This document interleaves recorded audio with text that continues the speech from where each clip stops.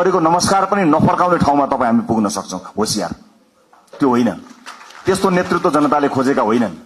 आज तपाईहरुले खुशियाली मनाउनु भएको छ। तपाईहरुको निधारको अबिर पनि कतिको त नुहाउँदा नुहाउँदा पनि गएको छैन, कतिपय अझै पनि अबिरमाला लगाइरहनु भएको छ। हो, त्यस्तै सेलिब्रेसन नेपाली जनताले अबको 5 वर्ष प्रत्येक दिन गर्न सक्ने गरी काम गर्नुपर्छ। तपाईको परिवार कति खुशी हुनु भएको छ नि, माननीय हुनुभयो भनेर। परिवार आफन्त देश विदेशमा ओहो कत्रो सेलिब्रेसन चल्यो होला, केक काट्नु भयो होला, दियो बाल्नु भयो होला, रातभर रमाइलो गर्नुभयो होला, खानपिन कति रमाइलो गर्नुभयो होला नि। हो, त्यस्तै उत्सव जनताले 5 वर्ष मनाउनु पर्छ। तपाईलाई चुनेकोमा, मलाई चुनेकोमा त्यो हाम्रो चुनौती हो। यो 5 वर्षलाई सामान्य अन्य चुनावहरुमा चुनिएको जस्तो सोच्नु भयो भने त्यसले अप्ठ्यारो परिस्थिति सृजना गर्छ। आदरणीय साथीहरु, मलाई थाहा छ राजनीति यसै गरी चल्छ भनेर कहीं कतै मानिसहरु त्यही ढंगले दौडधुप पनि मैले गरेको कहीं कतै देखिरहेको छु। राजनीति त्यसै गरी चल्नेवाला छैन। नथिङ, कुनै पनि चीज हिजो जस्तो चल्नेवाला छैन। काँचुली फेर्ने हो, सरलक्कै काँचुली फेर्ने हो।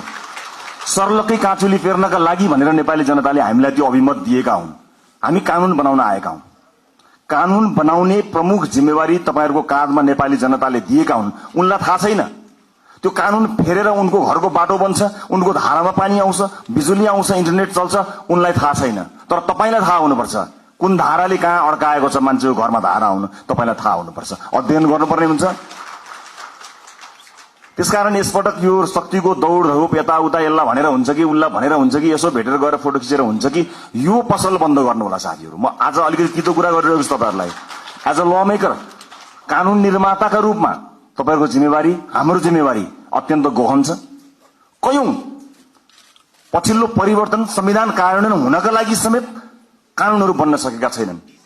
संविधान निर्माण भएको यति लामो समय हुँदा समेत विभिन्न बाधा अडचनहरु भए।